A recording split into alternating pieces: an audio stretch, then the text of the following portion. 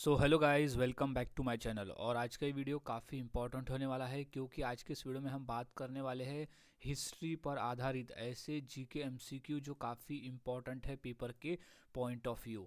और आज हम यहाँ डिटेल में पढ़ने वाले हैं ताकि हम की पॉइंट्स के साथ में पढ़ने वाले हैं ताकि हमें एक क्वेश्चन के साथ साथ में उसके बारे में और भी इंफॉर्मेशन मिल जाए, ताकि कोई भी क्वेश्चन आए तो हम आसानी से पेपर में उसका जवाब दे सकें।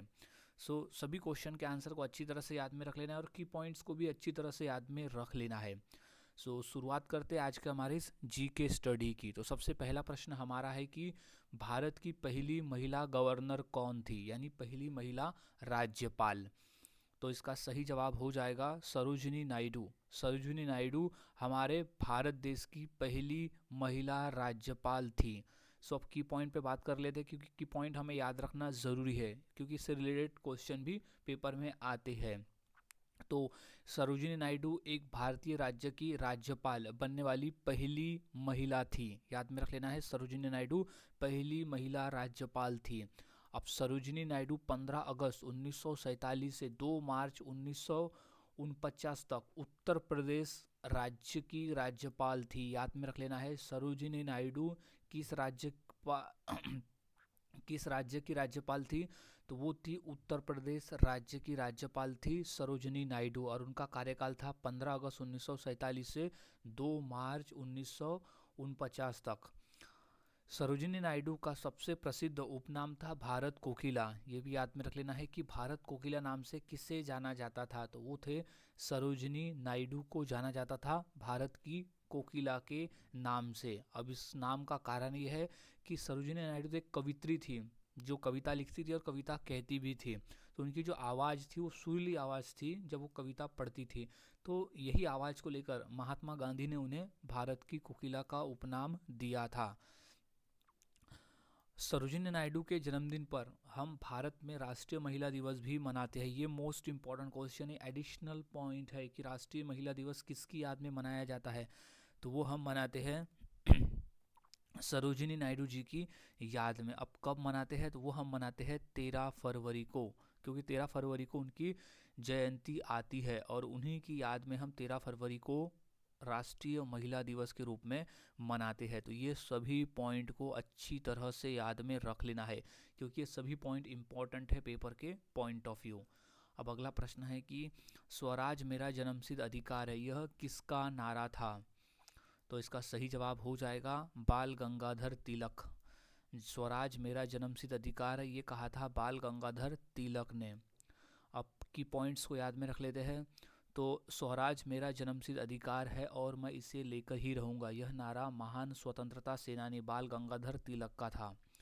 उन्होंने अपने अखबारों केसरी और मराठा के जरिए लोगों को जागरूक किया था। याद रखना है कि बाल गंगाधर तिलक जो है वो केसरी और मराठा समाचार पत्रों को उन्होंने शुरू किया था। नेक्स्ट पॉइंट है गणेश उत्सव व शिवाजी उत्सव जैसे आयोजकों से उन्होंने समाज को एकजुट करने का काम भी किया था। तो ये तीनों पॉइंट को याद में रख लेना है क्योंकि गणेश उत्सव और शिवाजी उत्सव की जो शुरुआत है वो भी बाल गंगाधर तिलक ने की थी। गणेश उत्सव यानी गणेश भगवान गणेश की प्रतिमा को सार्वजनिक रूप से उसे स्थापना करने की जो शुरुआत है वो बाल गंगाधर तिलक ने की थी। अब नेक्स्ट प्रश्न है कि भारतीय राष्ट्रीय कांग्रेस का गठन कब हुआ। तो वो हुआ था 1885 में।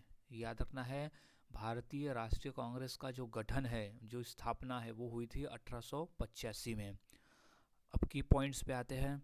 तो भारतीय राष्ट्रीय कांग्रेस की जो स्थापना है वो 28 दिसंबर 1885 में एलन ऑक्टेरियन ह्यूम ने बॉम्बे में की थी। याद रखना है, भारतीय राष्ट्रीय कांग्रेस की स्थापना 28 दिसंबर 1885 में एलन ऑक्टेरियल ह्यूम ने बॉम्बे में की थी। इसके संस्थापक थे। अगला पॉइंट है भारतीय राष्ट्रीय कांग्रेस भारत की एक व्यापक आधार वाली राजनीतिक पार्टी है। अब गांधी जी ने 1915 में कांग्रेस में शामिल हुए थे और 1923 में उन्होंने कांग्रेस पार्टी को छोड़ दिया था। तो ये तीनों पॉइंट को अच्छी तरह से याद में रख लेना है। अब नेक्स्ट प्रश्न है कि गदर पार्टी की स्थापना कहाँ हुई थी। तो सही जवाब है सैन फ्रांसिस्को में हुई थी। गदर पार्टी की जो स्थापना है वो सैन फ्रांसिस्को में हुई थी। अब की पॉइंट्स पे बात करते हैं कि गदर पार्टी की जो स्थापना है वो संयुक्त राज्य अमेरिका के सैन फ्रांसिस्को में 1913 में हुई थी। ये पॉइंट को याद में रख लेना है कि गदर पार्टी की जो स्थापना है संयुक्त राज्य अमेरिका के सैन फ्रांसिस्को में हुई थी। इस पार्टी का जो मुख्यालय है युगांतर आश्रम में स्थापित किया गया था। इसका जो मुख्यालय था वो था युगांतर आश्रम में। अब इसके संस्थापक थे लाला हरदयाल और सोहन सिंह भकना। लाला हरदयाल और सोहन सिंह भकना ने मिलकर तैयार किया था गदर पार्टी। अब गदर पार्टी में प्रमुख नेता और विचारक के रूप में थे लाला हरदयाल और गदर पार्टी के अध्यक्ष थे सोहन सिंह भकना। ये थे गदर पार्टी के अध्यक्ष। अब इस पार्टी को बनाने का जो उद्देश्य था वो था भारत में ब्रिटिश शासन को उखाड़ फेंकने के लिए प्रवासी भारतीयों को एकजुट करना। इसका मेन उद्देश्य था कि भारत में जो ब्रिटिश शासन है उसे उखाड़ फेंकने के लिए जो भारतीय बाहर गए हैं, जो प्रवासी भारतीय, उन्हें एकजुट करना। तो ये सभी पॉइंट याद में रख ले, सभी पॉइंट इंपॉर्टेंट है पेपर के point of view. Next, Khilji वंश का संस्थापक कौन था? तो वो है जलालुद्दीन खिलजी। खिलजी वंश का संस्थापक था जलालुद्दीन खिलजी। सो अब की पॉइंट्स पे बात करते हैं कि खिलजी वंश की स्थापना 13 जून 1290 को जलालुद्दीन फिरोज खिलजी ने की थी, जिसका नाम मलिक फिरोज भी था। याद रखना है खिलजी वंश की जो स्थापना है वो 13 जून 1290 में हुई थी। अब 1290 में गुलाम वंश के अंतिम शासक की हत्या करके स्वयं को सुल्तान घोषित किया था जलालुद्दीन फिरोज खिलजी ने, और दिल्ली सल्तनत पर खिलजी वंश की स्थापना की थी। उन्होंने 1290 में गुलाम वंश के अंतिम शासक की हत्या की थी और उसके बाद जलालुद्दीन खिलजी ने स्वयं को सुल्तान घोषित किया था और दिल्ली सल्तनत पर खिलजी वंश की स्थापना की थी। जलालुद्दीन खिलजी शांतिपूर्ण शासन पसंद करते थे, इसलिए उन्हें क्लेमेंसी जलालुद्दीन यानी दयालु जलालुद्दीन भी कहा जाता था। सो ये याद में रख लेना है ये तीनों पॉइंट। अब नेक्स्ट प्रश्न है कि अमीर खुसरो किसके दरबारी कवि थे? इम्पोर्टेंट प्रश्न है ये। तो इसका सही जवाब हो जाएगा अलाउद्दीन खिलजी के। अमीर खुसरो जो थे वो जलालुद्दीन खिलजी के दरबारी कवि थे। सो की पॉइंट्स को याद में रख लेना है कि अमीर खुसरो मुख्य रूप से अलाउद्दीन खिलजी के दरबार के लिए जाने जाते हैं, जो संरक्षण में उन्होंने कई प्रसिद्ध रचनाएं की। अमीर खुसरो जो है वो मुख्य रूप से अलाउद्दीन खिलजी के दरबार में के लिए जाने जाते हैं और अलाउद्दीन खिलजी के संरक्षण में उन्होंने कई प्रसिद्ध रचनाएं की थी। अब अमीर खुसरो को भारत की आवाज़, तोताए हिंद और उर्दू साहित्य व कव्वाली का पिता भी कहा जाता है। ये याद रखना है, भारत की आवाज़, तोताए हिंद और उर्दू साहित्य व कव्वाली का पिता भी कहा जाता है अमीर खुसरो को। अमीर खुसरो प्रसिद्ध सूफी संत निजामुद्दीन औलिया के शिष्य थे। याद रखना है कि अमीर खुसरो जो थे वो प्रसिद्ध सूफी संत निजामुद्दीन औलिया के शिष्य थे। तो ये तीनों पॉइंट को अच्छी तरह से याद में रख लेना है, इम्पोर्टेंट पॉइंट्स है। अब अगला प्रश्न है कि छत्रपति शिवाजी महाराज का राज्याभिषेक कब हुआ था? तो वो हुआ था 1674 में। छत्रपति शिवाजी महाराज का जो राज्याभिषेक है वो हुआ था 1674 में। सो अब की पॉइंट्स को याद में रख लेना है कि छत्रपति शिवाजी महाराज को जो राज्याभिषेक है वो है 6 जून 1674 को रायगढ़ किले में एक भव्य समारोह के साथ में हुआ था। तो छत्रपति शिवाजी महाराज का राज्याभिषेक किस किले में हुआ था? तो वो हुआ था रायगढ़ किले में 6 जून 1674 को। अब राज्याभिषेक के बाद उन्हें छत्रपति की उपाधि मिली थी। शिवाजी महाराज को उनके राज्याभिषेक के बाद में छत्रपति की उपाधि मिली थी, फिर उन्हें छत्रपति शिवाजी महाराज कहा जाता है। नेक्स्ट पॉइंट है, उन्होंने शिवाजी महाराज ने एक स्वतंत्र मराठा साम्राज्य और हिंदवी स्वराज की स्थापना की थी। सो ये तीनों पॉइंट को अच्छी तरह से याद में रख लेना है। नेक्स्ट प्रश्न है, इनकलाब जिंदाबाद का नारा किसने दिया था? तो सही जवाब है हजरत मोहानी ने। हजरत मोहानी ने दिया था इनकलाब जिंदाबाद का नारा। की पॉइंट्स पे बात करते हैं कि इनकलाब जिंदाबाद का जो नारा है वो उर्दू शायर और स्वतंत्रता सेनानी मौलाना हसरत मोहानी ने 1921 में दिया था। किसने दिया था? मौलाना हसरत मोहानी ने 1921 में दिया था इनकलाब जिंदाबाद का नारा। अब भगत सिंह और बटुकेश्वर दत्त ने 8 अप्रैल सन 1929 को दिल्ली की केंद्रीय विधानसभा में बम फेंकने के बाद यह नारा लगाया था, जिससे यह नारा जो है वो अमर हो गया। इनकलाब जिंदाबाद का जो नारा है वो भगत सिंह और बटुकेश्वर दत्त ने 8 अप्रैल 1929 को दिल्ली की केंद्रीय विधानसभा में जब बम फेंका था, उस फेंकते समय यह नारा दिया था, जिस वजह से यह नारा सामने आया और प्रसिद्ध हो गया। अब इनकलाब जिंदाबाद का जो अर्थ है वो होता है कि क्रांति अमर रहे या क्रांति जिंदाबाद। तो ये तीनों पॉइंट को याद में रख लेना है, तीनों पॉइंट इंपॉर्टेंट है। नेक्स्ट प्रश्न है कि भारत विभाजन किस योजना के अंतर्गत हुआ? तो इसका सही जवाब है माउंटबेटन योजना के अंतर्गत हुआ था। भारत विभाजन जो है वो एक माउंटबेटन योजना के अंतर्गत हुआ। सो गाइस की पॉइंट्स को याद में रख ले। तो भारत का विभाजन मुख्य रूप से माउंटबेटन योजना के तहत हुआ था। भारत का जो विभाजन है वो माउंटबेटन योजना के अंतर्गत हुआ। अब इसकी जो घोषणा है वो ब्रिटिश प्रधानमंत्री एटली ने की थी। अब जब भारत विभाजन हो रहा था तो उस समय ब्रिटेन के प्रधानमंत्री कौन थे? वो थे एटली। इसकी जो घोषणा, विभाजन की घोषणा ब्रिटिश प्रधानमंत्री एटली ने की थी, जिसे वाइसराय लॉर्ड माउंटबेटन ने प्रस्तुत किया था। याद में रख लेना है इस पॉइंट को कि इस योजना के आधार पर 18 जुलाई 1947 को ब्रिटिश संसद ने भारतीय स्वतंत्रता अधिनियम को पारित किया था, जिससे विभाजन की प्रक्रिया पूरी हुई थी। 18 जुलाई 1947 को ब्रिटिश संसद ने भारतीय स्वतंत्रता अधिनियम को पारित किया था। अब भारत और पाकिस्तान के बीच सीमा रेखा लंदन के वकील सर सिरिल रेडक्लिफ ने तय किया था। भारत और पाकिस्तान की सीमा का जो निर्णय है वो लंदन के एक वकील सर सिरिल रेडक्लिफ ने तय किया था। इसीलिए भारत और पाकिस्तान की सीमा का नाम है रेडक्लिफ लाइन। सो ये चारों पॉइंट को अच्छी तरह से याद में रख लेना है। नेक्स्ट प्रश्न है कि रामकृष्ण मिशन की स्थापना किसने की थी?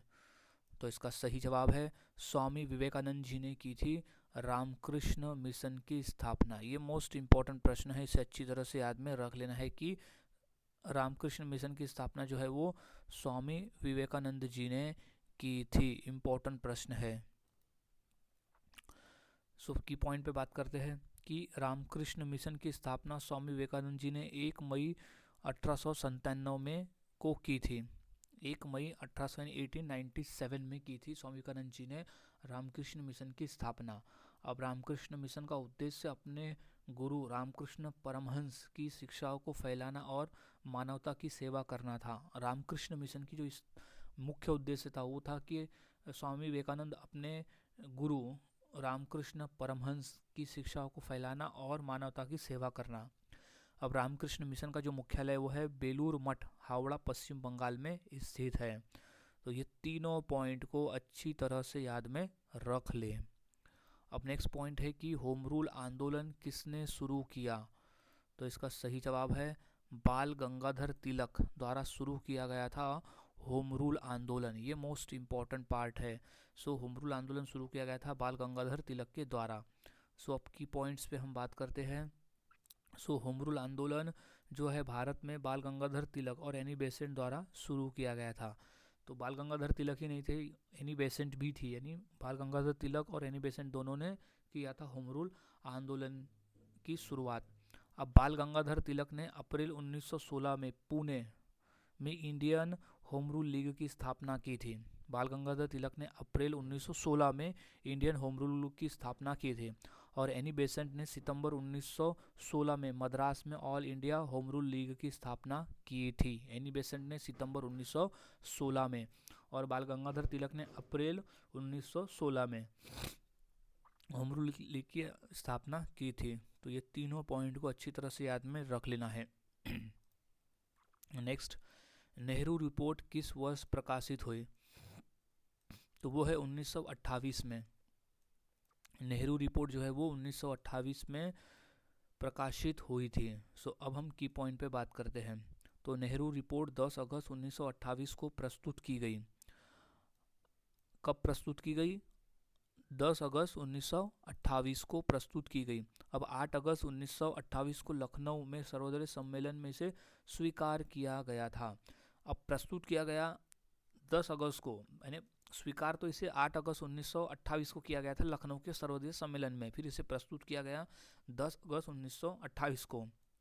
अब है, यह रिपोर्ट भारत के लिए एक नए संविधान का मसौदा प्रस्तुत करती थी जिसे मोतीलाल नेहरू की अध्यक्षता में तैयार किया गया था और इसे डोमिनियन स्टेट्स की मांग की गई थी। सो याद में रख लेना है कि नेहरू रिपोर्ट जो थी वो एक नए संविधान का मसौदा प्रस्तुत करती थी जिसे मोतीलाल नेहरू की अध्यक्षता में तैयार किया गया था। ये तीनों पॉइंट को याद में रखें। अब नेक्स्ट पॉइंट है कि भारतीय दंड संहिता आईपीसी किसके शासनकाल में लागू हुई? तो सही जवाब है लॉर्ड मैकेले। लॉर्ड मैकेले के शासनकाल में भारतीय दंड संहिता यानी आईपीसी लागू हुई। सब की पॉइंट पे बात करते हैं। भारतीय दंड संहिता यानी आईपीसी लॉर्ड थॉमस बैबिंगटन मैकेले के नेतृत्व में तैयार की गई थी। इसे 1860 में अधिनियमित किया गया था। यह ब्रिटिश शासन के दौरान 1 जनवरी 1862 को लागू हुई थी। याद में रख लेना है कि भारतीय दंड संहिता कब लागू हुई थी, तो वो हुई थी 1 जनवरी 1862 में। इसका मुख्य उद्देश्य भारत में एक समान और व्यवस्थित दंड प्रणाली स्थापित करना था जो सभी नागरिकों पर समान रूप से लागू हो। याद में रख लेना है कि इसका जो मुख्य उद्देश्य था कि एक समान और व्यवस्थित दंड प्रणाली स्थापित करना जो भारतीय नागरिकों पर समान रूप से लागू हो। तो ये चारों पॉइंट को अच्छी तरह से याद में रख लेना है। अब नेक्स्ट पॉइंट है कि संविधान सभा की मसौदा समिति के अध्यक्ष कौन थे? तो इसका सही जवाब है डॉक्टर भीमराव अंबेडकर थे। डॉक्टर भीमराव अंबेडकर थे संविधान सभा की मसौदा समिति के अध्यक्ष। इंपॉर्टेंट प्रश्न है ये। अब सबकी पॉइंट पे बात कर लेते हैं कि संविधान सभा की मसौदा समिति के जो अध्यक्ष थे वो थे डॉक्टर भीमराव अंबेडकर। डॉक्टर भीमराव अंबेडकर को भारत के संविधान का मुख्य वास्तुकार भी कहा जाता है। भारत के संविधान का मुख्य वास्तुकार है डॉक्टर भीमराव अंबेडकर। इस समिति का गठन संविधान का मसौदा तैयार करने के लिए 29 अगस्त 1947 को किया गया था। याद में रख लेना है कि संविधान मसौदा समिति का जो गठन है वो किया गया था 29 अगस्त 1947 को। ये भी याद में रख लेना है डेट कि कब इस समिति का गठन किया गया। अब इस समिति में 7 सदस्य थे जिसमें के.एम. मुंशी, मोहम्मद सादुल्लाह, अल्लादी कृष्णस्वामी अय्यर, गोपालास्वामी अय्यर, एन माधवराव और टी.टी. कृष्णमाचारी शामिल थे। तो ये सभी पॉइंट्स को अच्छी तरह से याद में रख लेना है। इससे रिलेटेड कोई भी प्रश्न पूछता है तो आप आसानी से इसका उत्तर दे सकते हो। अब नेक्स्ट प्रश्न है कि पानीपत का प्रथम युद्ध किस वर्ष हुआ था? तो इसका सही जवाब हो जाएगा 1526 में। याद में रख लेना है पानीपत का जो पहला युद्ध है वो 1526 में हुआ था। अब की पॉइंट पे बात करते हैं कि पानीपत का जो पहला युद्ध हुआ था वो हुआ था 21 अप्रैल 1526 को लड़ा गया था। कब है? 21 अप्रैल 1526 को लड़ा गया था पानीपत का पहला युद्ध। अब यह युद्ध जो है वो बाबर जो कि काबुल के तैमूर शासक थे और इब्राहिम लोधी जो कि तब दिल्ली के सुल्तान थे लोधी वंश के, तो ये दोनों के बीच में यह लड़ाई लड़ी गई थी पानीपत का पहला युद्ध। अब इस युद्ध का परिणाम ये हुआ कि इसमें बाबर की विजय हुई और भारत में मुगल साम्राज्य की नींव पड़ी थी। यानी बाबर ने पानीपत के पहले युद्ध में इब्राहिम लोधी को हराया था और 1526 में उसके बाद से फिर उसने भारत में मुगल साम्राज्य की स्थापना की। ये तीनों पॉइंट को अच्छी तरह से याद में रख लेना है क्योंकि तीनों पॉइंट में कई क्वेश्चंस के आंसर छुपे हुए हैं कि पानीपत की प्रथम युद्ध किसके बीच में हुआ, कौन विजय हुआ, मुगल साम्राज्य की स्थापना कब हुई, मुगल स्थापना किसने की और पानीपत का युद्ध कब लड़ा गया। ये सभी क्वेश्चंस के आंसर इसमें मिलते हैं। और बाबर ने किसे हराया था? तो लोधी को हराया था, लोधी वंश। अब लोधी जो था वो दिल्ली आखिरी दिल्ली सुल्तान था वो। नेक्स्ट, पानीपत का दूसरा युद्ध किस वर्ष लड़ा गया? तो वो लड़ा गया था 1556 में। पानीपत का जो दूसरा युद्ध है वो 1556 में लड़ा गया था। सो अब की पॉइंट को याद में रख लेते हैं कि पानीपत का जो दूसरा युद्ध है वो 5 नवंबर 1556 में लड़ा गया था। 5 नवंबर 1556 को लड़ा गया पानीपत का द्वितीय युद्ध। अब ये किसके बीच में हुआ? तो ये मुगल सम्राट अकबर की सेना, मुगल सम्राट जो थे अकबर उसकी सेना और हेमू, जिसे हेमचंद्र विक्रमादित्य कहा जाता था, उनकी सेना के बीच में लड़ा गया था। अकबर की सेना और हेमू के बीच में लड़ा गया। अब अकबर की सेना इसमें विजय हुई और भारत में मुगल सत्ता का वास्तविक बहाली का प्रतीक बना। अब इसमें जो मुगल जो थे, मुगल सत्ता, उसमें वास्तविक बहाल यानी फैलाव हुआ पानीपत के द्वितीय युद्ध के बाद में। तो ये तीनों पॉइंट को याद में रख लेना है। नेक्स्ट प्रश्न है कि पानीपत का तीसरा युद्ध किस वर्ष हुआ? तो वो हुआ था 1761 में। पानीपत का जो तीसरा युद्ध है वो 1761 में लड़ा गया था। सो अब हम की पॉइंट्स पे बात कर लेते हैं। तो पानीपत का जो तीसरा युद्ध है वो 14 जनवरी 1761 में हुआ था। पानीपत का तृतीय युद्ध जनवरी यानी 14 जनवरी 1761 में हुआ। अब यह अहमद शाह अब्दाली जो कि अफगान था और मराठों के बीच में लड़ा गया था। मराठों का नेतृत्व कर रहे थे सदाशिवराव भाऊ। सो अहमद शाह अब्दाली जो कि अफगान था और मराठों के बीच में लड़ा गया था यह युद्ध। अब अब्दाली इसमें विजय रहे थे और यह युद्ध मराठों के लिए विनाशकारी साबित हुआ था। पानीपत का जो तृतीय युद्ध है वो अहमद शाह अब्दाली और मराठों के बीच में लड़ा गया था, जिसमें अब्दाली विजय रहे थे और यह मराठाओं के लिए एक विनाशकारी साबित हुआ था। तो ये तीनों पॉइंट अच्छी तरह से याद में रख लेना है। अब अगला प्रश्न है कि बक्सर का युद्ध किस वर्ष हुआ था? तो वो हुआ था 1764 में। बक्सर का युद्ध लड़ा गया था 1764 में। सो की पॉइंट्स याद रख लेते हैं कि बक्सर का युद्ध जो है वो 22 से 23 अक्टूबर 1764 के बीच में लड़ा गया था। 22 से 23 अक्टूबर 1764 में लड़ा गया था। अब यह जो लड़ाई थी वह ब्रिटिश ईस्ट इंडिया कंपनी एक साइड थी, ब्रिटिश ईस्ट इंडिया कंपनी एक साइड, और दूसरे साइड थी भारतीय शासकों की संयुक्त सेना, जिसमें थे मुगल सम्राट शाह आलम द्वितीय, अवध के नवाब शुजा अल दौला और बंगाल के नवाब मीर कासिम। ये तीनों एक साइड थे और ईस्ट इंडिया कंपनी एक साइड थी, यानी ये एक संयुक्त और ईस्ट इंडिया कंपनी के बीच में ये लड़ाई लड़ी गई थी। अब इस युद्ध का परिणाम ये हुआ कि इस युद्ध में ब्रिटिश ईस्ट इंडिया कंपनी की विजय हुई थी, जिससे भारत में उनके प्रभुत्व और क्षेत्र का विस्तार मार्ग प्रस्तुत हुआ था। सो ये तीनों पॉइंट याद में रखें, तीनों पॉइंट इंपॉर्टेंट है। अब नेक्स्ट क्वेश्चन की बात करते हैं कि प्लासी का युद्ध किस वर्ष हुआ? ये मोस्ट इंपॉर्टेंट क्वेश्चन है और क्वेश्चन बार बार पेपर में आया हुआ भी है। तो इसका सही जवाब है 1757 में। 1757 में प्लासी का युद्ध हुआ था। इम्पॉर्टेंट प्रश्न है ये, अच्छी तरह से याद में रखें। सो की पॉइंट को याद में रख लेते हैं कि प्लासी का युद्ध जो है वो 23 जून 1757 को लड़ा गया। प्लासी का युद्ध लड़ा गया 23 जून 1757 को। अब प्लासी का जो युद्ध है उसमें रॉबर्ट क्लाइव के नेतृत्व वाली ब्रिटिश इंडिया कंपनी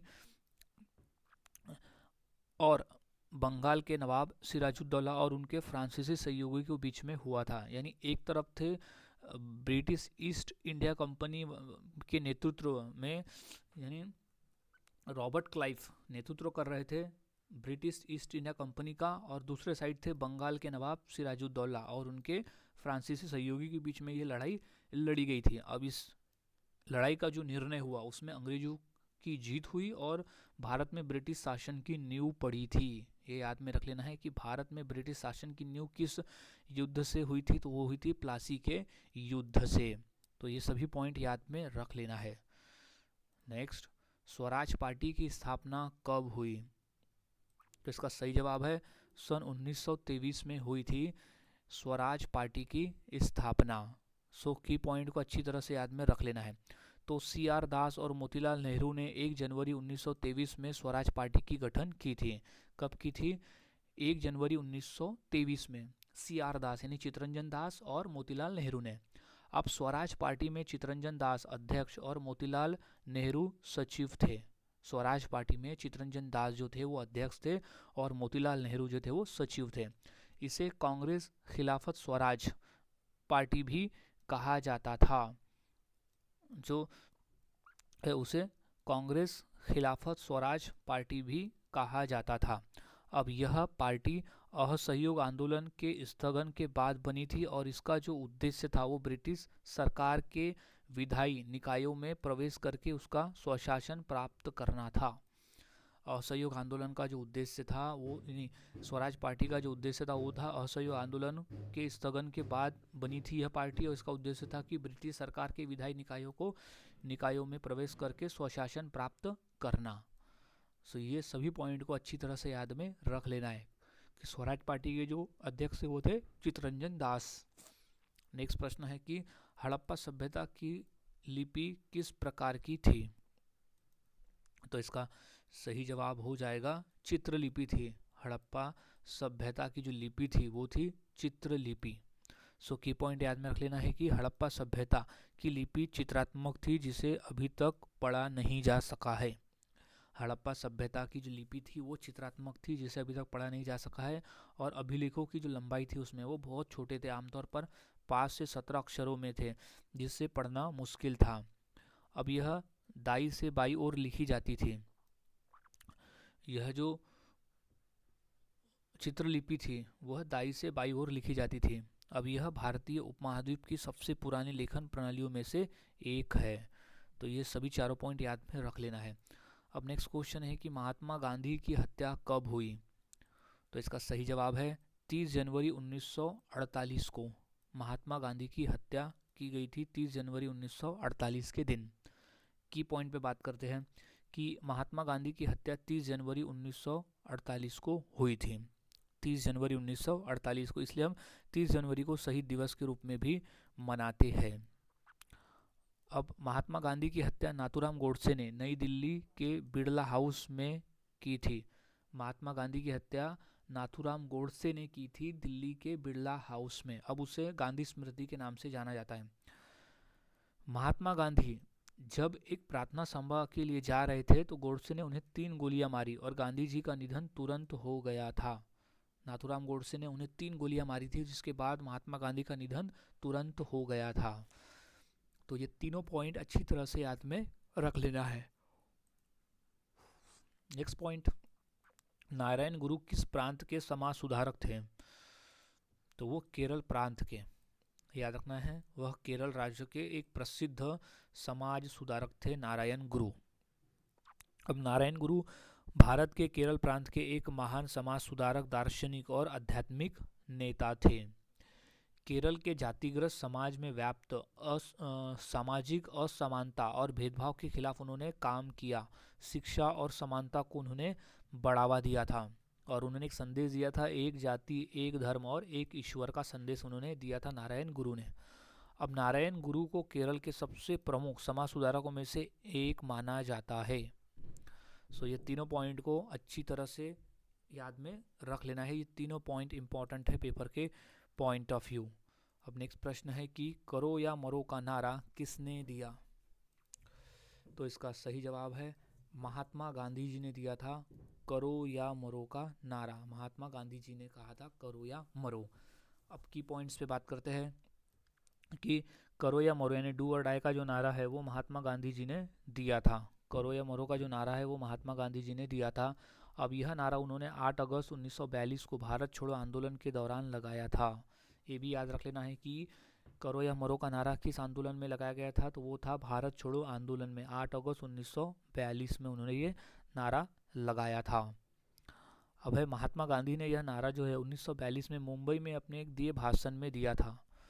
मुंबई में जब उन्होंने भाषण दिया था 1942 को, तब उन्होंने यह करो या मरो का नारा लगाया था। करो या मरो का मतलब था कि आज़ादी के लिए कुछ करो या तो फिर मरो। नेक्स्ट, भारत का पहला कानून मंत्री कौन था? तो सही जवाब है डॉक्टर भीमराव अंबेडकर थे। भारत के पहले कानून मंत्री थे डॉक्टर भीमराव अंबेडकर। अब की पॉइंट पे याद रखते हैं कि भारत के पहले कानून मंत्री थे डॉक्टर भीमराव रामजी अंबेडकर थे भारत के पहले कानून मंत्री।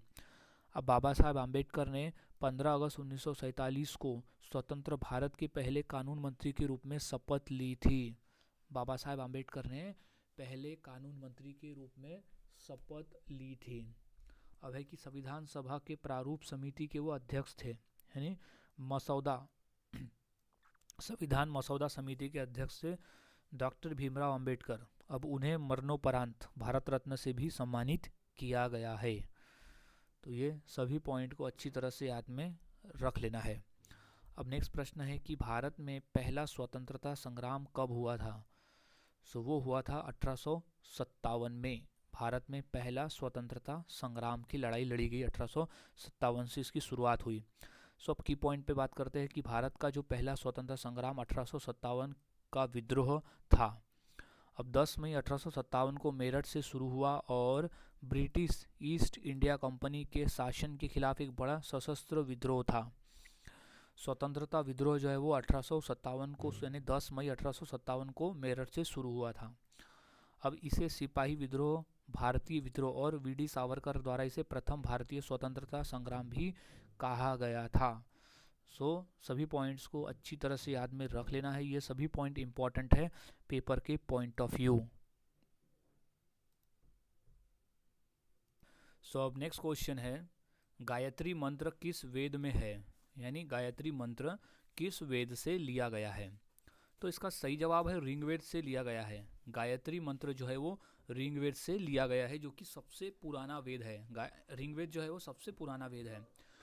की पॉइंट्स को याद में रख लेते हैं कि गायत्री मंत्र का जो उल्लेख है ऋग्वेद के तीसरे मंडल के 62वें सूक्त के 10वें श्लोक में मिलता है, जहाँ इसके मूल रूप ततस्थ सर्वतेरियम भर्गो देवस्त धीमहि धियो नमः प्रचोदया का वर्णन है। यानी एक ये मंत्र है जो कि ऋग्वेद से लिया गया है। अब गायत्री मंत्र जो है वो महर्षि विश्वामित्र की रचना है। गायत्री मंत्र की जो रचना है वो महर्षि विश्वामित्र ने किया है। अब गायत्री मंत्र का जो मुख्य देवता सूर्य देव है, याद रखना है गायत्री मंत्र का मुख्य देव जो है वो सूर्य देवता है, जिसे सविता भी कहते हैं। अब यह मंत्र गायत्री देवी और ब्रह्मा को भी समर्पित है। यह मंत्र जो है वो गायत्री देवी और ब्रह्मा को भी समर्पित है और इसे गायत्री मंत्र भी कहा जाता है। यानी गायत्री मंत्र को सविता मंत्र भी कहा जाता है। अब नेक्स्ट प्रश्न है कि मौर्य साम्राज्य का संस्थापक कौन था। तो इसका सही जवाब है चंद्रगुप्त मौर्य। मौर्य साम्राज्य का जो संस्थापक था वो था चंद्रगुप्त मौर्य। अब की पॉइंट्स पे हम बात कर लेते हैं कि मौर्य साम्राज्य के संस्थापक चंद्रगुप्त मौर्य थे।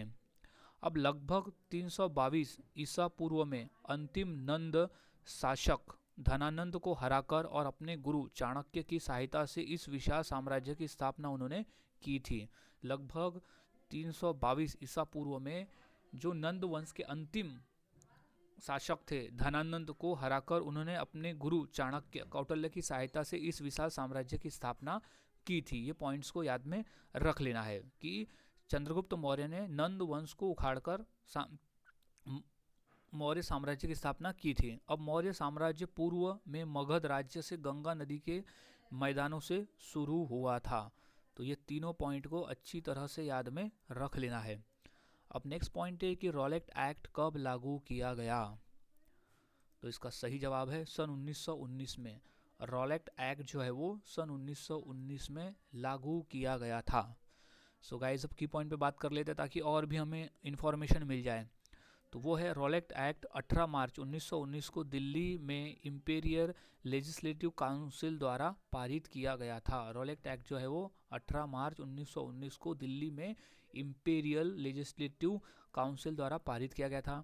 रॉलेट एक्ट को सर सिडनी रॉलेट एक्ट की अध्यक्षता वाली समिति की सिफारिशों के आधार पर ब्रिटिश सरकार द्वारा पारित किया गया था। रॉलेट एक्ट को सर सिडनी रॉलेट की अध्यक्षता वाली समिति की सिफारिशों पर ब्रिटिश सरकार द्वारा पारित किया गया था, इसलिए इसे रॉलेट एक्ट कहा जाता है। अब यह कानून सरकार को बिना वारंट के किसी भी संदिग्ध व्यक्ति को गिरफ्तार करना और बिना मुकदमे के 2 साल तक रखने का अधिकार देता था। याद में रख लेना है, यह कानून जो था, जो रोलेट एक्ट था, वह किसी भी संदिग्ध व्यक्ति को गिरफ्तार करना और उसे बिना मुकदमे के 2 साल तक जेल में रखने का अधिकार देता था। अब रोलेट एक्ट को भारतीय जनता द्वारा काला कानून यानी ब्लैक एक्ट भी कहा गया है, याद में रख लेना है। और महात्मा गांधी भी रोलेट एक्ट को काला कानून कहते थे। ये भी क्वेश्चन कई बार आया है कि महात्मा गांधी किस कानून को काला कानून कहा था, तो वो कहा था रोलेट एक्ट को। तो ये चारों पॉइंट अच्छी तरह से याद में रख लेना है। अब नेक्स्ट क्वेश्चन है कि मुस्लिम लीग की स्थापना कब हुई, तो वो हुई थी सन 1906 में। 1906 में मुस्लिम लीग की स्थापना हुई थी। सो अब हम की पॉइंट्स पे बात करते हैं कि मुस्लिम लीग की स्थापना 30 दिसंबर 1906 को ढाका, यानी कि जब वो बांग्लादेश में है, उसमें हुई थी। 30 दिसंबर 1906 को हुई थी मुस्लिम लीग की स्थापना। अब इसके प्रमुख संस्थापक ढाका के नवाब सलीमुल्लाह खान थे, जबकि आगा खान इसके पहले अध्यक्ष थे। याद रखना है कि प्रमुख संस्थापक जो थे मुस्लिम लीग के, वो थे नवाब सलीमुल्लाह खान, और आगा खान इसके पहले अध्यक्ष बने थे। अब मुस्लिम लीग का मुख्य उद्देश्य ब्रिटिश भारत में मुसलमानों के अधिकारों और हितों की रक्षा करना था। मुस्लिम लीग का जो मुख्य उद्देश्य था वो था ब्रिटिश भारत में मुसलमानों के अधिकारों और उनके हितों की रक्षा करना। तो ये तीनों पॉइंट को अच्छी तरह से याद में रख लेना है। अब नेक्स्ट क्वेश्चन है कि महात्मा गांधी को महात्मा सबसे पहले किसने कहा था, तो इसका सही जवाब है रविन्द्रनाथ ठाकुर, यानी रविन्द्रनाथ टैगोर ने कहा था महात्मा गांधी को सबसे पहले महात्मा। सो अब की पॉइंट्स पे हम बात कर लेते हैं कि महात्मा गांधी को महात्मा की उपाधि मुख्य रूप से रविन्द्रनाथ टैगोर ने दी थी। महात्मा गांधी को महात्मा की जो उपाधि है वो मुख्य रूप से रविन्द्रनाथ टैगोर ने दी थी। उन्होंने 1915 में गांधी जी के प्रति सम्मान व्यक्त करने के लिए करते हुए उन्हें महात्मा कहकर संबोधित किया था। कब किया था? 1915 में महात्मा गांधी के प्रति सम्मान व्यक्त करने के लिए उन्हें महात्मा कहा गया था। और संस्कृत में महात्मा का अर्थ होता है महान आत्मा। संस्कृत में महात्मा का जो अर्थ होता है वो होता है महान आत्मा। कुछ मतों के अनुसार 1915 में राजवैद्य जीवन राम कालिदास ने भी सबसे पहले उन्हें महात्मा कहा था। और एक मत ऐसा भी है जिसके अनुसार 1915 में स्वामी श्रद्धानंद ने भी उन्हें यह उपाधि दी थी। लेकिन जिक्र है कि रविन्द्रनाथ टैगोर ने उन्हें सबसे पहले महात्मा कहा था। तो ये चारों पॉइंट को अच्छी तरह से याद में रख लेना है। अब नेक्स्ट क्वेश्चन है कि चौरी चौरा कांड कब हुआ था, तो वो हुआ था 1922 में। चौरी चौरा कांड जो है वो 1922 में हुआ था। अब की पॉइंट पे हम बात कर लेते हैं। तो चौरी चौरा कांड 4 फरवरी 1922 को उत्तर प्रदेश के गोरखपुर जिले के चौरी चौरा नामक स्थान पर हुआ था। 4 फरवरी 1922 को उत्तर प्रदेश के गोरखपुर में चौरी चौरा नामक स्थान पर हुआ था, इसलिए इसे चौरी चौरा कांड कहा जाता था। अब भारतीय प्रदर्शनकारियों ने ब्रिटिश पुलिस चौकी को आग लगाई थी और जिसमें 22 पुलिसकर्मी जो है वो जिंदा जल गए थे। चौरी चौरा कांड में हुआ ये था कि भारतीय प्रदर्शनकारियों ने ब्रिटिश पुलिस चौकी में आग लगाई थी और जिससे 22 पुलिसकर्मी जो है वो जिंदा जल गए थे। अब इस हिंसा के बाद में महात्मा गांधी ने अहिंसा के सिद्धांत पर जोर देते हुए असहयोग आंदोलन को स्थगित कर दिया था। सो ये भी क्वेश्चन आया हुआ है कि चौरी चौरा कांड की वजह से किस आंदोलन को स्थगित करना पड़ा, तो वो था असहयोग आंदोलन, जिसे बंद करना पड़ा इस हिंसा के बाद में। सो ये तीनों पॉइंट को अच्छी तरह से याद में रख लेना है। अब नेक्स्ट क्वेश्चन है कि आर्य समाज की स्थापना किसने की थी, तो वो थे दयानंद सरस्वती ने। आर्य समाज की जो स्थापना है वो दयानंद सरस्वती द्वारा की गई थी। सो अब हम की पॉइंट्स पे बात करते हैं कि आर्य समाज की जो स्थापना है वो स्वामी दयानंद सरस्वती ने 7 अप्रैल 1875 को मुंबई में की थी। 7 अप्रैल 1875 को मुंबई में की थी स्वामी दयानंद सरस्वती ने। अब इस संगठन का मुख्य उद्देश्य था वेदों के ज्ञान को फिर से स्थापित करना और भारतीय समाज में सुधार लाना। आर्य समाज का जो मेन उद्देश्य था वो था वेदों को वापस लाना, यानी वेदों के ज्ञान को फिर से स्थापित करना। अब स्वामी दयानंद सरस्वती का जो मूल नाम था वो था मूल शंकर तिवारी। स्वामी दयानंद सरस्वती का मूल नाम था मूलशंकर तिवारी। तो ये तीनों पॉइंट को अच्छी तरह से याद में रख लेना है। अब नेक्स्ट क्वेश्चन है कि गांधी इरविन समझौता कब हुआ?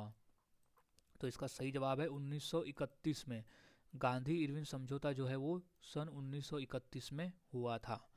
सो अब हम की पॉइंट्स पे अच्छी तरह से बात कर लेते हैं कि गांधी इरविन समझौता 5 मार्च 1931 को महात्मा गांधी और भारत के तत्कालीन वाइसराय लॉर्ड इरविन के बीच में हुआ था। 5 मार्च 1931 को महात्मा गांधी और भारत के तत्कालीन वाइसराय लॉर्ड इरविन के बीच में हुआ था गांधी इरविन समझौता। अब सविनय अवज्ञा आंदोलन को स्थगित करने और कांग्रेस को द्वितीय गोलमेज सम्मेलन में शामिल करना यह एक ऐतिहासिक समझौता था। सविनय अवज्ञा आंदोलन को स्थगित करने और कांग्रेस को द्वितीय गोलमेज सम्मेलन में शामिल करने के लिए एक समझौता था। अब इसे दिल्ली पैक्ट के नाम से भी जाना जाता है। ये भी याद में रख लेना है कि गांधी इरविन समझौता को दिल्ली पैक्ट के नाम से भी जाना जाता है। अगला प्रश्न है कि जैन धर्म के 24वें तीर्थंकर कौन थे? सही जवाब है महावीर स्वामी थे। जैन धर्म के 24वें तीर्थंकर थे महावीर स्वामी। अब की पॉइंट पे बात करते हैं कि जैन धर्म के 24वें और अंतिम तीर्थंकर थे महावीर स्वामी। याद रखना है 24वें और अंतिम तीर्थंकर थे महावीर स्वामी। महावीर स्वामी जैन धर्म के एक प्रमुख आध्यात्मिक नेता और सुधारक थे जिन्होंने अहिंसा, सत्य, अपरिग्रहण, ब्रह्मचर्य और संयम के सिद्धांत पर जोर दिया था। उनकी माता का नाम त्रिशला और पिता का नाम सिद्धार्थ था। महावीर स्वामी की माताजी का नाम था त्रिशला और उनके पिता का नाम था सिद्धार्थ। तो ये तीनों पॉइंट अच्छी तरह से याद में रखना है। नेक्स्ट प्रश्न है कि हुमायूंनामा किसने लिखा है? तो सही जवाब है गुलबदन बेगम। गुलबदन बेगम ने हुमायूंनामा की रचना की है। तो की पॉइंट्स पे याद रखते हैं कि हुमायूंनामा की रचना जो है वो गुलबदन बेगम ने की थी। हुमायूंनामा की रचना है जो कि गुलबदन बेगम ने की थी। अब गुलबदन बेगम मुगल बादशाह बाबर की बेटी और हुमायूं की सौतेली बहन थी। गुलबदन बेगम जो थी वो मुगल बादशाह बाबर की बेटी और हुमायूं की सौतेली बहन थी। इसमें बाबर के समय से लेकर हुमायूं के संघर्षों, राजनीतिक घटनाओं और मुगल दरबार के अंदरूनी जीवन का वर्णन दिया गया है। सो गाइस ये तीनों पॉइंट को याद में रख लेना है। नेक्स्ट, भगत सिंह को किस मामले में फांसी दी गई? तो इसका सही जवाब है लाहौर षड्यंत्र। भगत सिंह को लाहौर षड्यंत्र के मामले में फांसी दी गई थी। की पॉइंट पे बात करते हैं कि भगत सिंह, राजगुरु और सुखदेव को लाहौर षड्यंत्र मामले में ब्रिटिश पुलिस अधिकारी जॉन सैंडर्स की हत्या के लिए दोषी ठहराया गया था। लाहौर षड्यंत्र में जो ब्रिटिश पुलिस अधिकारी जॉन सैंडर्स की हत्या के लिए भगत सिंह, राजगुरु और सुखदेव को दोषी ठहराया गया था। भगत सिंह, राजगुरु और सुखदेव को 23 मार्च 1931 को फांसी दी गई थी। ये पॉइंट भी याद में रख लेना है कि 23 मार्च 1931 को उन्हें फांसी दी गई थी भगत सिंह और राजगुरु को। अब सैंडर्स की हत्या लाला लाजपत राय की मौत का बदला लेने के लिए की गई थी। भगत सिंह, राजगुरु और सुखदेव ने जो सैंडर्स की हत्या की थी वो हत्या बदले में की गई थी। जब साइमन कमीशन भारत आया था तो उसके विरोध में लाला लाजपत राय को लाठियाँ खानी पड़ी थी और लाला लाजपत राय उसमें चोटिल हो गए थे और बाद में फिर उनकी मृत्यु हुई थी। तो उसी का बदला लेने के लिए भगत सिंह और उनके साथी राजगुरु सुखदेव ने सैंडर्स की हत्या की थी, जिसमें उन्हें दोषी ठहराया गया और 23 मार्च 1931 को उन्हें फांसी की सज़ा दी गई। तो ये तीनों पॉइंट्स को अच्छी तरह से याद में रख लेना है। अब नेक्स्ट क्वेश्चन है कि दिल्ली सल्तनत की पहली महिला शासक कौन थी? तो इसका सही जवाब है रजिया सुल्ताना। दिल्ली सल्तनत की पहली महिला शासक थी रजिया सुल्तान। अब इसमें की पॉइंट्स पे हम बात कर लेते हैं कि दिल्ली सल्तनत की पहली महिला और एकमात्र महिला शासक रजिया सुल्तान थी। दिल्ली सल्तनत की पहली महिला और एकमात्र महिला जो थी वो रजिया सुल्तान थी। रजिया सुल्तान ने 1236 से 1240 ईस्वी तक शासन किया था।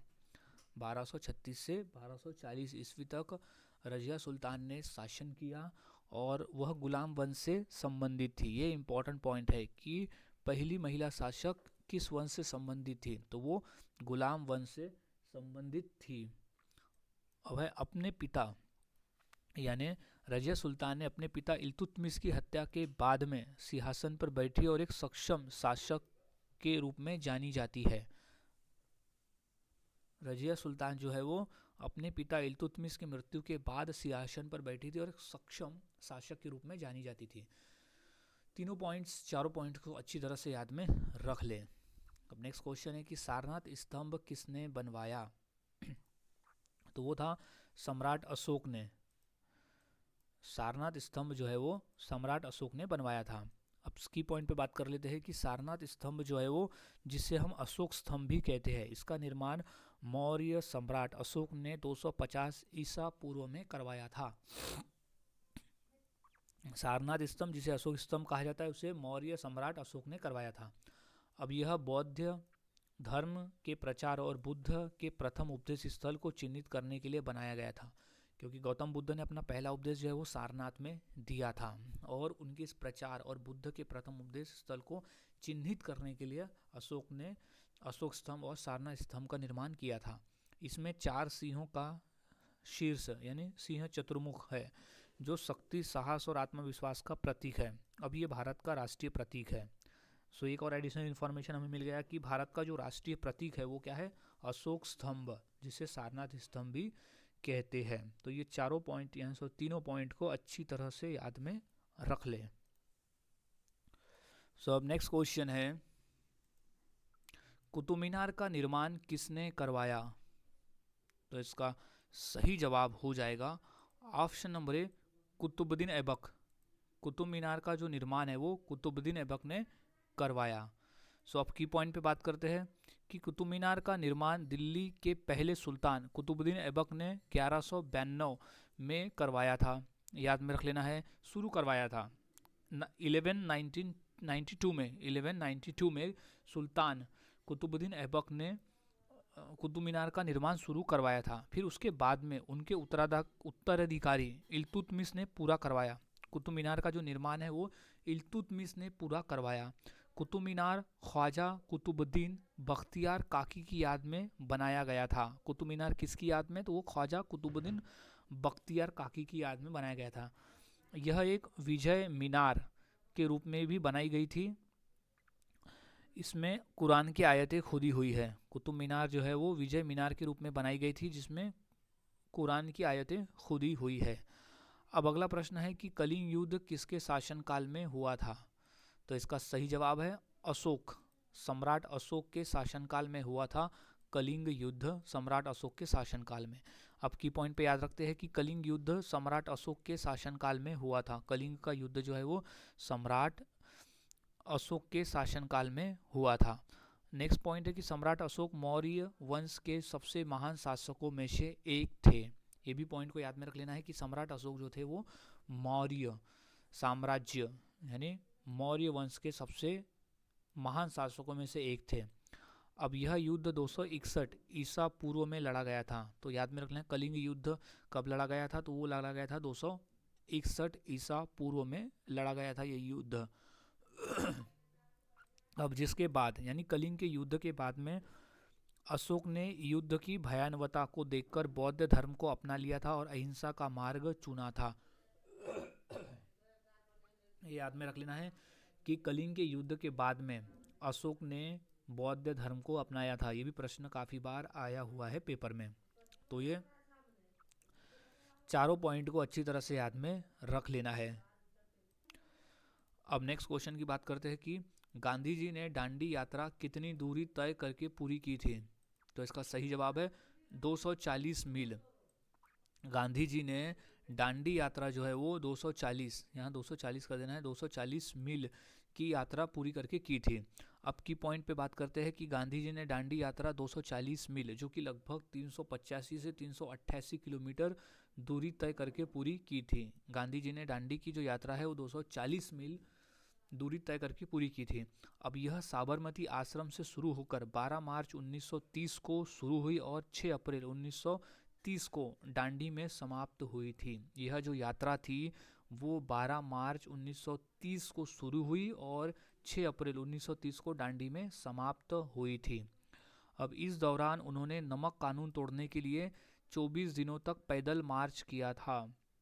इसके दौरान उन्होंने यानी दांडी यात्रा के दौरान नमक कानून को तोड़ने के लिए उन्होंने 24 दिनों तक पैदल यात्रा किया था। तो ये तीनों पॉइंट को अच्छी तरह से याद में रख लेना है। अब नेक्स्ट क्वेश्चन की बात करते हैं कि अजंता गुफाएं किस राज्य में स्थित है। तो वो स्थित है महाराष्ट्र राज्य में। अजंता की जो गुफाएं है वो महाराष्ट्र राज्य में स्थित है। सो अब की पॉइंट पे बात करते हैं कि अजंता की गुफाएं भारत के महाराष्ट्र के छत्रपति संभाजी नगर जिले में स्थित है, के पास में है। यानी अजंता की गुफाएं जो है वो महाराष्ट्र राज्य के छत्रपति संभाजी महाराज नगर के पास में है।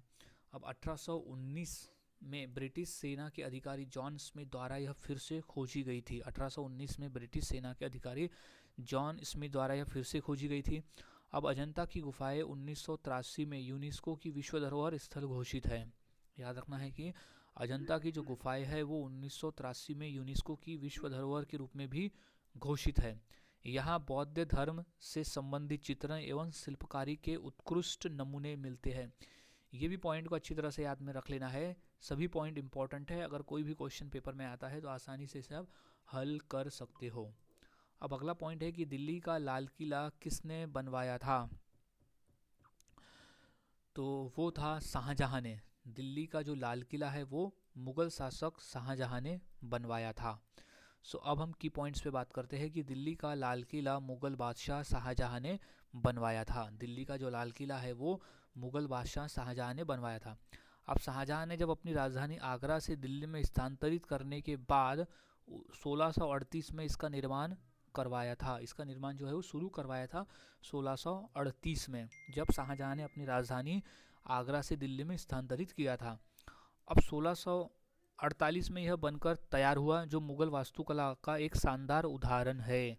1648 में लाल किला बनकर तैयार हुआ था, जो कि मुगल वास्तुकला का एक शानदार नमूना है।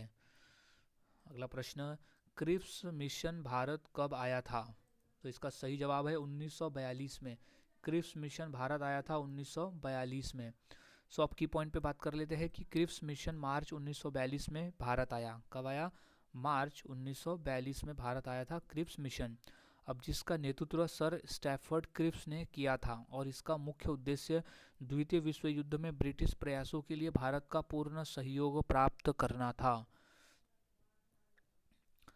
मोस्ट इम्पॉर्टेंट प्रश्न है ये कि क्रिप्स मिशन का जो नेतृत्व है वो सर स्टैफोर्ड क्रिप्स ने किया था, और इसका मुख्य उद्देश्य था कि द्वितीय विश्व युद्ध में ब्रिटिश प्रयासों के लिए भारत का पूर्ण सहयोग प्राप्त करना।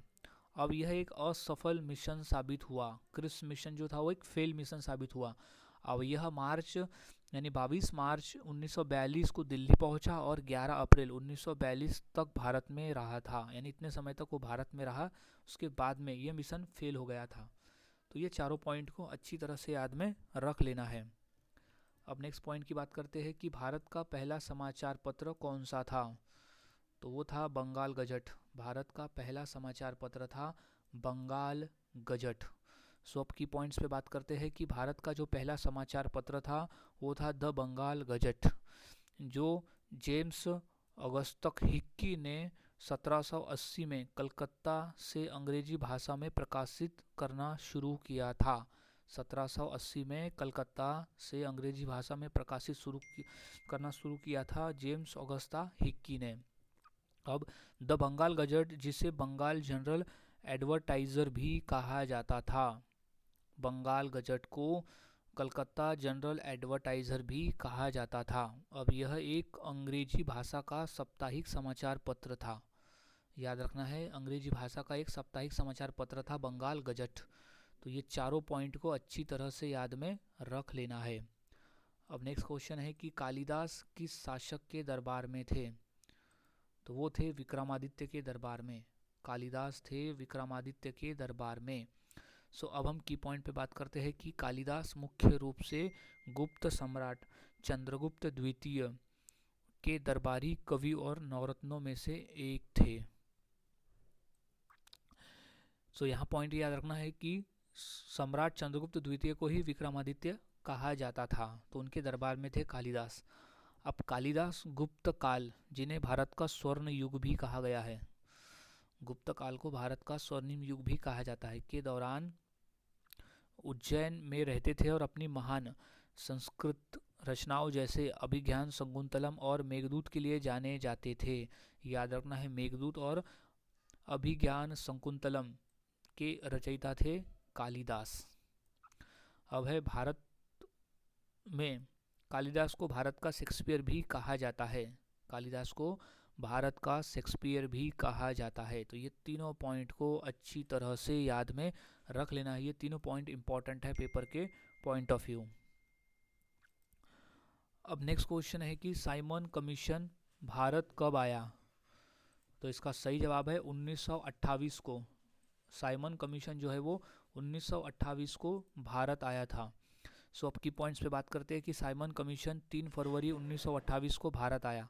साइमन कमीशन 3 फरवरी 1928 को भारत आया था, जिसका गठन 1927 में भारत सरकार अधिनियम 1919 की समीक्षा करने और संवैधानिक सुधारों का अध्ययन करने के लिए किया गया था। साइमन कमीशन का जो गठन है वो भारत सरकार अधिनियम 1919 की समीक्षा करने और संवैधानिक सुधारों का अध्ययन करने के लिए किया गया था। अब इसमें एक बात ये थी कि इसमें कोई भारतीय सदस्य न होने के कारण इसका देशव्यापी विरोध हुआ और साइमन वापस जाओ का नारा भी लगा था, यानी साइमन गो बैक का नारा लगा था साइमन कमीशन में। अब जब साइमन कमीशन का विरोध हो रहा था तो इस दौरान लाला लाजपत राय घायल हुए थे और बाद में उनकी मृत्यु हुई थी। साइमन कमीशन के विरोध के दौरान लाला लाजपत राय घायल हुए और बाद में उनकी मृत्यु हो गई। तो ये चारों पॉइंट अच्छी तरह से याद में रख लेना है। अब नेक्स्ट क्वेश्चन है कि गांधी जी ने किसे अपना राजनीतिक गुरु कहा था? तो वो है गोपाल कृष्ण गोखले को। गांधी जी ने गोपाल कृष्ण गोखले को अपना राजनीतिक गुरु कहा था। सो अब हम की पॉइंट्स पे बात कर लेते हैं कि गांधी जी ने गोपाल कृष्ण गोखले को अपना राजनीतिक गुरु कहा था। गोपाल कृष्ण गोखले ने गांधी जी के राजनीतिक विचारों और स्वतंत्रता संग्राम में उनकी शुरुआती कदमों को गहराई से प्रभावित किया था। तो शायद यही कारण था कि गांधी जी ने उन्हें अपना राजनीतिक गुरु कहा था। अब गांधी जी ने अपनी आत्मकथा में भी गोखले को अपना गुरु बताया था। गांधी जी ने अपने आत्मकथा में भी गांधी जी को अपना राजनीतिक गुरु बताया था। तो ये तीनों पॉइंट याद में रख लेना है। अब नेक्स्ट पॉइंट है कि जलियांवाला बाग हत्याकांड कब हुआ था? तो इसका सही जवाब है सन 1919 में। जलियांवाला बाग हत्याकांड की घटना घटित हुई थी सन 1919 में। इम्पॉर्टेंट प्रश्न है ये। सो अब हम की पॉइंट्स पे बात कर लेते हैं कि जलियांवाला बाग हत्याकांड भारत के पंजाब प्रांत के अमृतसर के स्वर्ण मंदिर के निकट जलियांवाला बाग में 13 अप्रैल सन 1919 को हुआ था। अब वो जिस दिन हुआ था उस दिन बैसाखी का त्यौहार था। ये भी याद रख लेना है कि जलियांवाला बाग की घटना जब घटित हुई थी उस दिन बैसाखी का त्यौहार था और दिन था 13 अप्रैल 1919 को। अब रोलेट एक्ट और कुछ स्वतंत्रता सेनानियों की गिरफ्तारी के विरोध में लोग वहां शांतिपूर्वक सभा कर रहे थे। रोलेट एक्ट और कुछ स्वतंत्रता सेनानी जो कि गिरफ्तार हुए थे उनके विरोध में शांतिपूर्वक सभा वहां हो रही थी, जिसमें ब्रिगेडियर जनरल डायर के आदेश पर ब्रिटिश सैनिकों ने निहत्थी भीड़ पर गोली चला दी थी। याद रखना है, इसी को जलियांवाला बाग हत्याकांड कहा जाता था, जहां पर ब्रिगेडियर जनरल डायर ने आदेश दिया था गोली चलाने का निहत्थे भीड़ पर, जिसमें कई लोग मारे गए थे। सो ये तीनों पॉइंट को अच्छी तरह से याद में रख लेना है। ये तीनों पॉइंट इंपॉर्टेंट है पेपर के point of view. So guys, आज के इस वीडियो में हमने ऐसे इंपॉर्टेंट क्वेश्चन देखे, वो भी डिटेल में, जो कि काफ़ी इंपॉर्टेंट है। अब कोई भी क्वेश्चन है आप आसानी से हल कर सकते हो उस क्वेश्चन के आधार पर। सो सभी की पॉइंट्स को अच्छी तरह से याद में रख लेना है, क्योंकि सभी क्वेश्चन इंपॉर्टेंट है पेपर के पॉइंट ऑफ व्यू। सो मिलता हूँ ऐसे ही और नए जीके क्वेश्चंस के साथ अगली वीडियो में। तब तक के लिए चैनल के साथ बने रहे, वीडियोस को देखते रहे और इसी तरह से रोज़ाना जीके की प्रैक्टिस करते रहे।